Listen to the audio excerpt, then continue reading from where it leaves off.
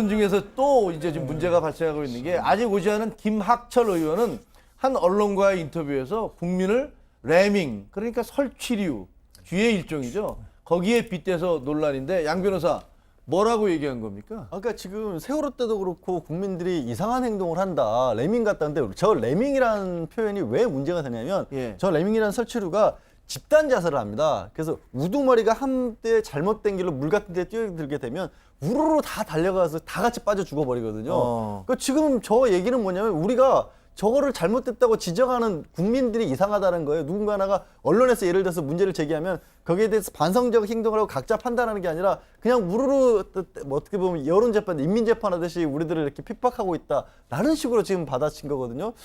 도대체 저도 그 중에 한 사람이 되는 건지 같이 빠져 죽는 건지 아니면 제가 지금 선도하고 있는지 모르겠는데 저런 식의 발언을 좀 전에 나온 거 태극기 반대 집회에 나가서도 저런 식의 발언을 한 겁니다. 그러니까 저 분의 주장은 그 외유 나간 것에 대해서 비판을 하는 것들이 그 누가 좀 문제가 있다고 주장하니까 국민들이 다 우르르 따라가서 비판하는 걸로 봐서 국민들은 레밍이다, 뭐 설치류다 이런 얘기인 거죠. 그렇죠. 누군가 서기관이 개 돼지라는 표현을 썼을 때보다 조금 더 심각한 표현인 것으로 보여요. 제가 봤을 때는. 그러네요.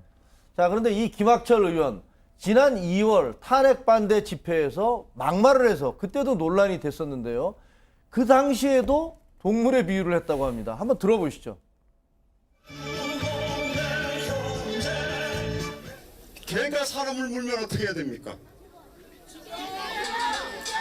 애완견은 단련해줘야 되겠지만 사람의 위해를 가하는 미친들은 사살해야 됩니다.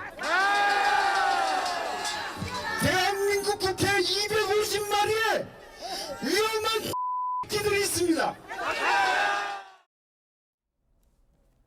아, 정말 듣고 있기가 정말 민망한데요. 자, 정평론가. 네. 저분은 어떤 김학철 의원? 네, 김학철 도의원이 주간지 기자 출신이었다고 합니다. 그리고 2014년 지방선거 때 정계 입문을 했었었고요.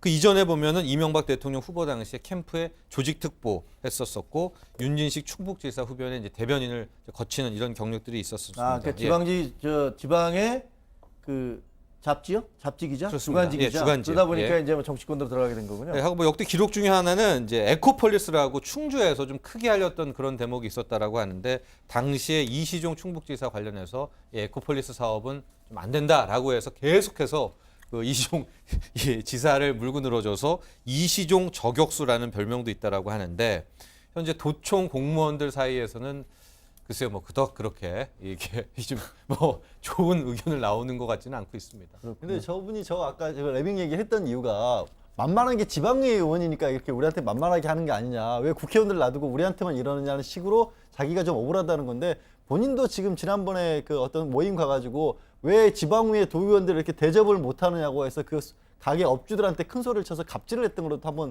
언론에 화제가 올랐던 분이거든요.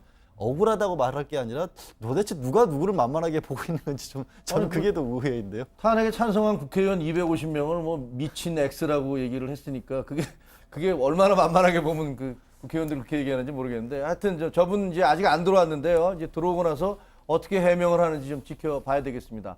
그런데